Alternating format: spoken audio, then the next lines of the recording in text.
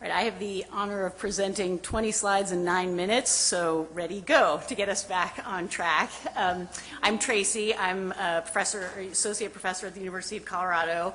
I trained under Stuart as a resident and as a fellow, and I'm here to give you a PowerPoint on not using PowerPoint.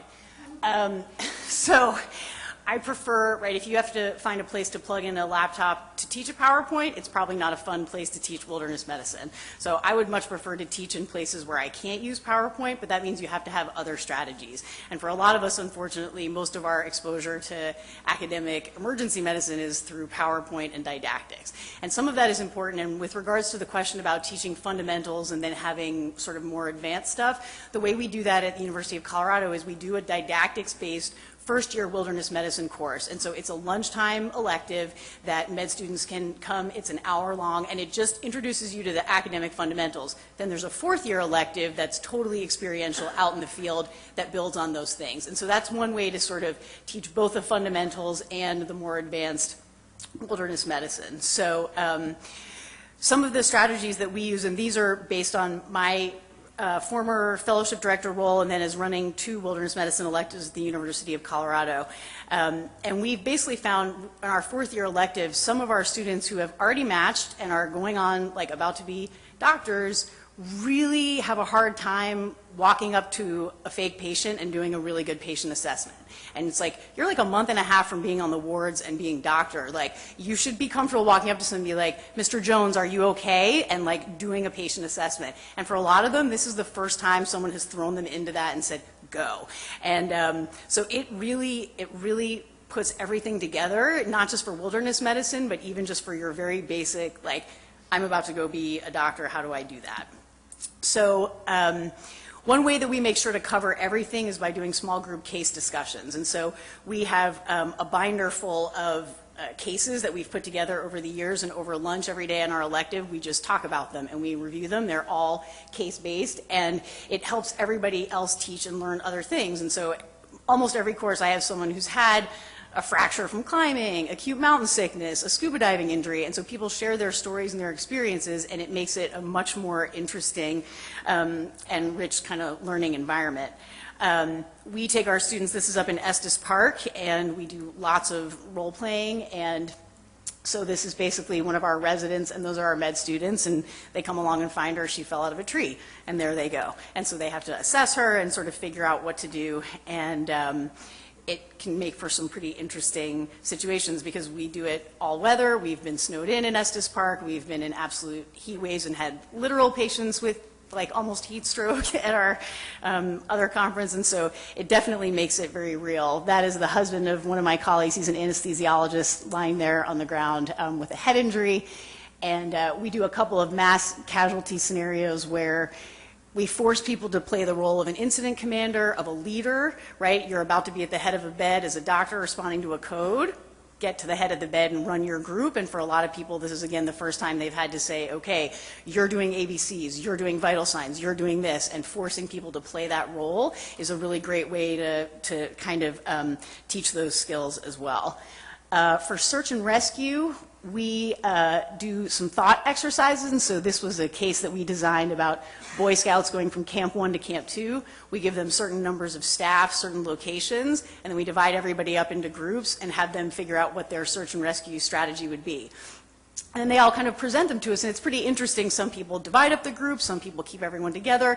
Not necessarily a right or a wrong, but it's just a really good thought exercise for people who may not have had to think about those things.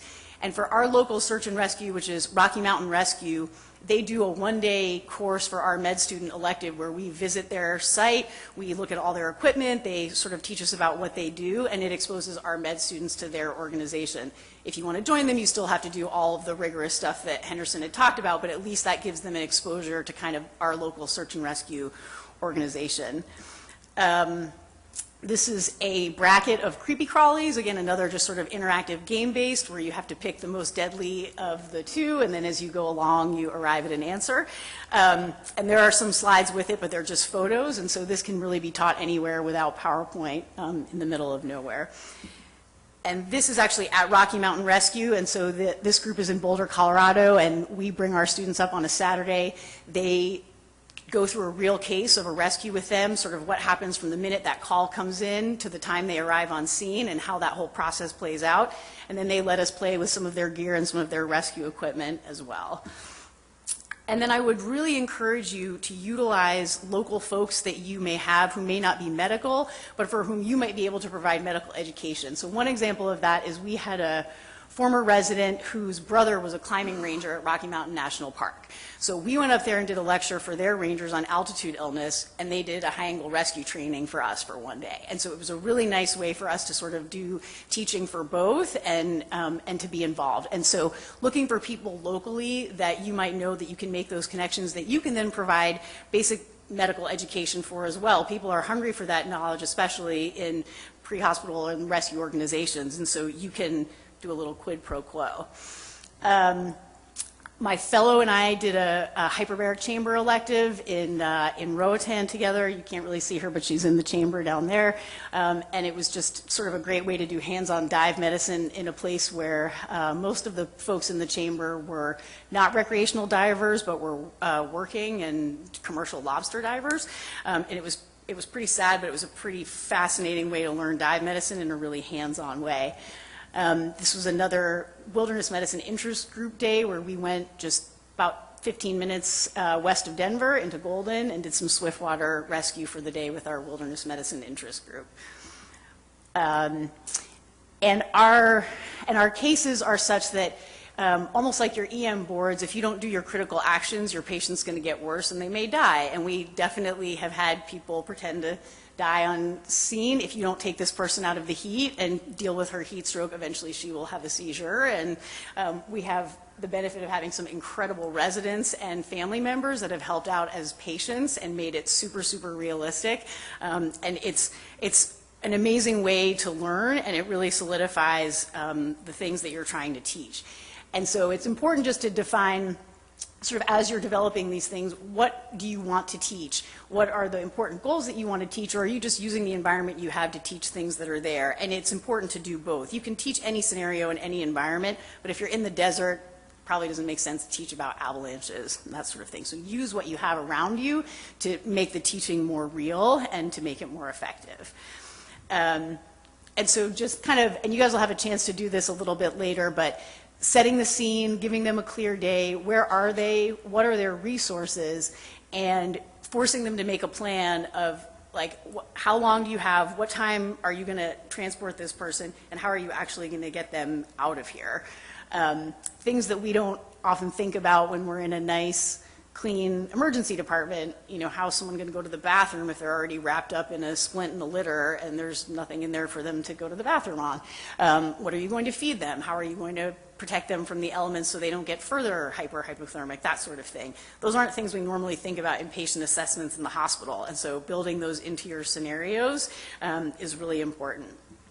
And then how do you make sure people are sort of getting the point? Critical actions, again, making sure that they take all the things to do, and having observers around to sometimes just kind of give feedback as well. We ask for our students to give us a lot of feedback. How did that feel? What went well? What didn't go well? A lot of them will say, I was really nervous at the head of the bed. I've never had to be in charge of other people before. That was kind of scary. And then we give them a chance to practice it again, and they almost inevitably do better the next time around. So we will have a chance for you guys to develop some scenarios later, but really just important, again, making sure that critical actions are covered, making sure the teaching points that you want them to get out of it are there. Sometimes finer points to help an observer facilitate some of the more subtle points. Well, what if X happened? How would you deal with that? What if Y? That sort of thing. And so we are going to show you in some small groups how to do these things. This is the end of our PowerPoint, which is great. And so we're hoping to give you guys some strategies to help you be able to teach your next courses, and so that you don't have to rely on PowerPoint, and hopefully you will be teaching in environments where you will not be able to use it. And so, Lara, I don't know if you want to add anything on, or no, that's it? Okay. Thank you, Tracy. Yeah, absolutely. So, all right, we're going to transition now to our next more interactive point for more interactive session for the day. So we'll have a small break, but in about 7 minutes, we're going to start our small groups. If we can have that back table kind of moved up a little bit here. We're going to be setting up a session where the water cooler and those two smaller tables are. We're going to move those out of the way. So take a minute, get more coffee, and we'll get started shortly. Oh, and one last thing. The books on the table are just for you guys to take home, an appreciation for coming today, and thank you to SAEM for supporting our Wilderness Medicine Interest Group and funding us to give you guys this gift.